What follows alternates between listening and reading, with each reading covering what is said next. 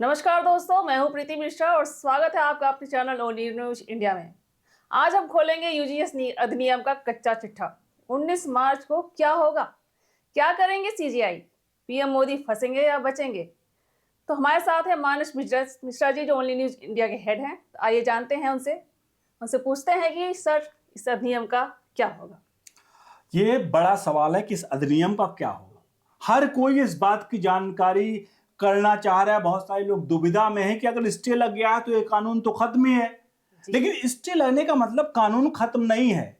मोदी सरकार जो ये अधिनियम जाने अनजाने में लोग कहने लेकर आई, लेकिन मुझे जो लगता है जिस तरह से चीजें आ रही, खुल के बातें आ रही छन छन करके, जो ये साफ तौर पर बता रही हैं प्रीति कि ये कानून बहुत सोच समझ के लाया गया था। क्योंकि अभी हाल में आरएसएस का जो बयान है, आरएसएस प्रमुख का, जो कहें 200 सालों तक आरक्षण हम ले जा सकते हैं, जैसा हमारे 2000 साल तक लोगों ने इनके ऊपर चीजें की हैं, मतलब सवर्णों ने जिस तरह से लोगों पर मतलब जो भी चीजें कही हैं। बताइए कि इस अधिनियम के पीछे असली मास्टरमाइंड कौन है? वही उसी पे बात चल रहा हूं मैं, उसी पे चल रहा हूं, जरा रुकेंगे क्योंकि मैं उसी तरफ बढ़ रहा था। तो अभी हाल में जैसे 2-3 दिन पहले, 1-2 दिन पहले बयान आया है आरएसएस प्रमुख का। उन्होंने कहा कि भाई 2000 साल तक अगर हम बात करें कि 2000 साल तक सवर्णों ने राज किया तो 200 साल तक भी आरक्षण हो सकता है। ये सारे सवाल हैं। अब इसी सवाल पर मैं आपको बात करूं कि सबसे प्रमुख यहां पर यह आ रहा है कि सवर्णों ने राज किया, 200 साल तक आप आरक्षण ले जाएंगे। ये साफ बता रहा है, मैं आपको बता दूं कि इस पूरे बिल में मोदी सरकार का कुछ भी नहीं था। मोदी सरकार कहीं से भी इस कानून को मुझे लगता नहीं लाना चाह रही थी।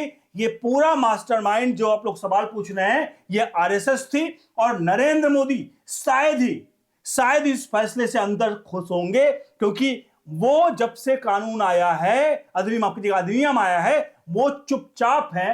तो आप एक जब सवाल पूछ रही हैं कि मास्टरमाइंड कौन है, तो मुझे लगता है कि आरएसएस का एक बड़ा जो सामाजिक ताना बाना वो बुनती है, वो सामाजिक ताने बाने में यूजीसी अधिनियम एक सबसे बड़ा, वो एक कुछ बड़ा टेस्ट कर रही थी।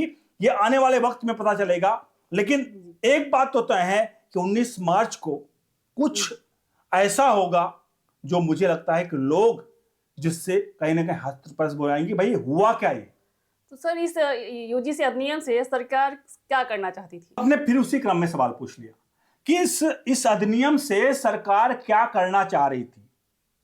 सरकार जो करना चाह रही थी, लोगों का एक मन में दुविधा है कि सरकार, यार यूजीसी की आवश्यकता नहीं थी तो सरकार लेकर क्यों आई यूजीसी अधिनियम की। लेकिन आपको बता दें, एक आया था ईडब्ल्यूएस आरक्षण, इकोनॉमिकल वीकर सेक्शन को, जो सवर्णों के लिए, जो सवर्णों में आर्थिक रूप से सशक्त नहीं है, उनके लिए आया था आरक्षण, जहां 10% दिया गया। लेकिन ये कहीं पर डिमांड नहीं हुई थी, फिर भी ईडब्ल्यूएस आया। तो इन्होंने जिस तरह से ईडब्ल्यूएस आया और सवर्णों के लोगों को खुश करने के लिए किया, इन्होंने ये जो खेला गया ये पूरा खेल, ये ओबीसी वर्ग जो कि बहुत ज्यादा है, ओबीसी वर्ग को जो एससी एसटी के दायरे में ला करके, चूंकि एक बात बता दें, आप सभी दर्शक को बता दें, आपके दर्शकों को, कि जो ये सवाल यहां पर बना सब खड़ा हो रहा है, ओबीसी समुदाय के ऊपर एससी एसटी के लोग, मैं आपको बता दूं, ओबीसी समुदाय के लोगों पर एससी एसटी के लोग जो हैं वो ज्यादा केसेस किए हुए एससी एसटी केस में। इसलिए अगर ओबीसी को इस दायरे में ला दिया गया तो अब एससी एसटी के केसेस, ओबीसी उनसे बच जाएंगे। शायद ओबीसी को बचाने के लिए एक कानून लाया गया। आरएसएस का ये बड़ा गेम था। और सामाजिक ताना बाना की वो बात कर रहा था बुनने की, जो आरएसएस बहुत अच्छे से बुनती है, शायद इसको लेकर के एक बड़ा मतलब तीर पर निशाना मारा गया था। हालांकि निशाना सही जगह पर लगा है या चूक गया है, अभी तो लग रहा है चूक गया है। लेकिन देखिए आगे वाले वक्त में क्या होता है, ये अभी से कह पाना बड़ा मुश्किल है। लेकिन एक बात तो तय है कि मोदी इसमें पूर्ण रूप से शामिल नहीं है। तो आपको क्या लगता है कि इन सबसे ज्यादा फायदा किसको होगा? बड़ा सवाल आपने कर दिया। इन सबसे ज्यादा फायदा किसको होगा, यह सवाल अगर मैं आपको एक बात करूं, अगर आप सभी समझते हैं आरएसएस को और बीजेपी को, बीजेपी जब भी कोई कानून, जब भी कोई फैसला लेती है तो वो इसको सोच समझ कर लेती है, वो पहले टेस्टिंग करती है। जैसे एआई मॉडल में होता है ना कि इसके प्रोस एंड कॉन्स क्या होंगे, मतलब उसके अच्छाई क्या होगी, बुराई क्या होगी, ये सब कुछ सोच कर करते हैं लोग। तो ये आप कह रहे हैं किसको फायदा होगा, किसको होगा, तो जरूर इन लोगों ने कोई रास्ता जरूर बनाया होगा। ये हो सकता है 19 मार्च को पता चले। आप सभी दर्शक भी बताइए कि आखिरकार आपको क्या लगता है। जैसा मुझे लग रहा है कोई रास्ता तो जरूर इन लोगों ने बनाया होगा कि इसको फायदे के रूप में इनको लाया जा सके, या तो सबल समुदाय का इनको मतलब बाद में जाकर के कानून को कहीं इधर उधर करके खत्म करके वो करके और सबल समुदाय का जीता है। लेकिन कुल मिलाकर ये लोग कहीं ना कहीं सरकार या मोदी सरकार के वोट बैंक को बढ़ाने का, ध्यान रखिएगा, वोट बैंक को बढ़ाने का ये सबसे बड़ा खेल था। अब इसमें सफल कितने होंगे ये तो आने वाला वक्त बताएगा, क्योंकि सबल समाज वाकई में बहुत रुष्ट है और इसको लेकर के ये साफ तौर पे यहां लग रहा है। तो फायदा और नुकसान की बात वाकई में भविष्य के कर्म में है कि फायदा नुकसान किसको होगा, लेकिन फायदे को लेकर ही इन लोगों ने बड़ा फैसला यहां पर जरूर किया रहा होगा। तो अब आपसे सबसे बड़ा सवाल पूछते हैं कि 19 मार्च को कोर्ट से क्या जो है इसका रिजल्ट आ सकता है, क्या फैसला आ सकता है? 19 मार्च को क्या फैसला आ सकता है? आप सभी दर्शक इस सवाल के लिए मेरे ख्याल से वाकई में हर कोई जानना चाह रहा होगा भाई 19 मार्च को क्या होगा। कोर्ट ने, सुप्रीम कोर्ट ने स्टे ले लिया। आपका सवाल बहुत ही मतलब बहुत ही हर कोई जानना चाह रहा है कि भाई अब 19 मार्च को क्या होगा। सुप्रीम कोर्ट से स्टे लग गया मामले पर और सुप्रीम कोर्ट ने स्टे लगाया और सुप्रीम कोर्ट ने साफ तल्ख लहजे में कहा कि आप देश को आगे बढ़ाना चाह रहे हो, पीछे ले जाना चाह रहे हो। और जब सुप्रीम कोर्ट ने इस तल्ख लहजे में कहा, उस वक्त मोदी साहब के, नरेंद्र मोदी के सॉलिसिटर जनरल साहब, वकील साहब वहां बैठे थे कोर्ट में। लेकिन आपको बता दें प्रीति, उन लोगों ने हल्का सा भी विरोध नहीं किया कि नहीं नहीं हम ये करना चाह रहे हैं। तो एक बात आप ये इशारा जरूर समझिएगा कि ये इशारा वही था कि मोदी सरकार 19 मार्च को क्या होने जा रहा है इसका भी हालिया में बीजेपी कई नेताओं ने बयान दिया है, जिसमें ब्रजभूषण शरण सिंह जो बीजेपी के बड़े नेता हैं, सांसद हैं, वो उनका एक कहना था कि 19 मार्च को जो होगा सवर्णों के लिए अच्छा होगा। और चूंकि सवर्ण वोट बैंक बहुत तेजी से खिसका, लेकिन इन सबके बीच में एक बात जरूर खटक रही है। ब्रजभूषण शरण सिंह का बयान 2-4 दिन पहले आया, लेकिन हालिया में जो आरएसएस का प्रमुख का बयान 1-2 दिन पहले आया है कि 200 सालों तक आरक्षण ले जा सकते हैं। यहां पर थोड़ा सा माइंड में लोगों को डिस्टर्ब करता है कि ये लोग आखिर करना क्या चाह रहे हैं। लेकिन एक बात तो तय है कि मुझे जो लगता है कि 19 मार्च को क्या होगा, ये सवर्ण के हित में श्योरली होने वाला है। लेकिन एक पॉइंट और यहां पर है, ये यूजीसी अधिनियम में 2 चीजें जरूर बदलनी है। जो इक्विटी कमेटी है जिसमें दोनों समुदाय के लोगों को रखा जाएगा, यानी कि सवर्ण भी उसमें आएंगे जो अभी सवर्ण नहीं है।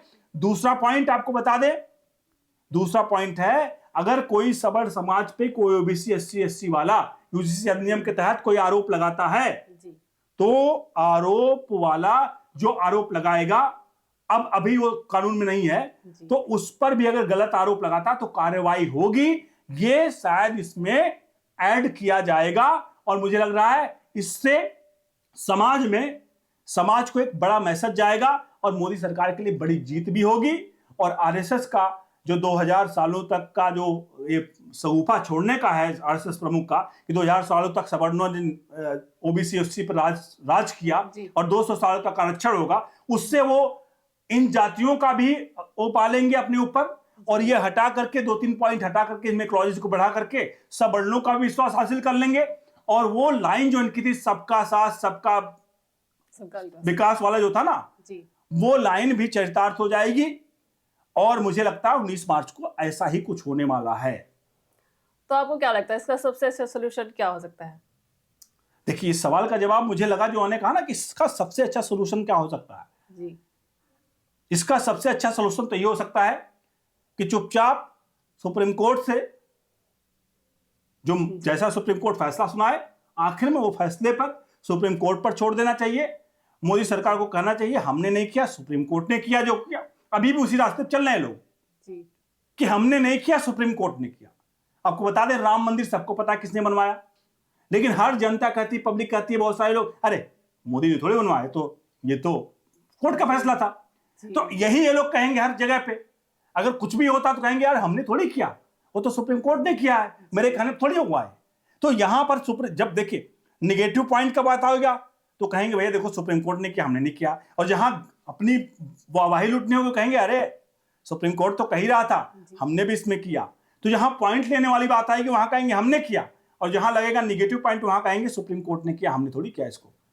क्योंकि यहां पर भी ये बता दें यूजीसी अधिनियम सुप्रीम कोर्ट के निर्देश पर बनाया गया, ये कोई कानून नहीं है।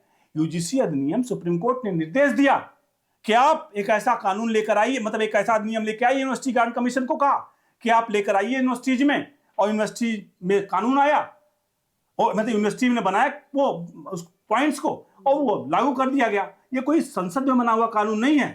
तो कुछ लोग अगर इसको लेकर के कहीं से भी मन में दुविधा हो, ये संसद में नहीं पास किया गया कानून है, ये सिर्फ अधिनियम है जो यूनिवर्सिटी ग्रांट कमीशन ने सुप्रीम कोर्ट के निर्देश पर कमेटी गठित की गई, उसके बाद इसको बनाया गया। मोदी सरकार का इसमें यही काम है कि भैया इनके शिक्षा मंत्री थे वो क्या कर रहे थे, धर्मेंद्र प्रधान क्या कर रहे थे। तो कुल मिला के यही है, मैंने बताया किसको फायदा किसको नुकसान से लेकर सब कुछ, सब सवालों का जवाब मुझे ख्याल से आपको यहां पर मिल गया होगा। जी। तो सर क्या ये यूजीसी अधिनियम और SC/ST एक्ट दोनों काफी सिमिलर लगते हैं? जाहिर सी बात है, वो SC/ST एक्ट और यूजीसी अधिनियम उन्हीं लोगों को बचाने के लिए सारा कुछ किया गया जी। और SC/ST एक्ट में अब सबसे बड़ा सवाल यही है, तभी तो बवंडर हो रहा है कि SC/ST केसेज में 75% केस फर्जी हैं जी। और SC/ST केसेज में अभी हालिया में कई कोर्टों ने फैसला क्या लिया कि भाई SC/ST केसेज पे जब 75% फर्जी है, कई जगह ऐसा फैसला लिया कि जिसने केस किया था कोर्ट ने उनको सजा सुनाई, कोर्ट ने उनको फटकार लगाई। अभी हाल में उत्तर प्रदेश का मामला है जहां फर्जी केसेस को लेकर के डीजीपी को निर्देश दिया गया कि प्रदेश भर में जो फर्जी केसेस हैं, अब अगर क्लोजर रिपोर्ट आएगी तो क्लोजर रिपोर्ट पे जिसने फर्जी केस लगाया है उसके ऊपर भी कार्रवाई की जाए, रिपोर्ट लिखी जाए। तो यह है पूरा का पूरा मामला। तो दोस्तों ये था यूजीसी अधिनियम पर आधारित ये पूरा प्रकरण। तो हम आपसे अनुरोध करेंगे कि आप जो है 19 मार्च को क्या रिजल्ट आएगा इसका आप कमेंट बॉक्स में कमेंट करके जरूर बताएं अपनी राय, और आपसे अनुरोध करेंगे कि इस वीडियो को ज़्यादा से ज़्यादा लाइक शेयर करें और चैनल को सब्सक्राइब करें। बहुत बहुत धन्यवाद।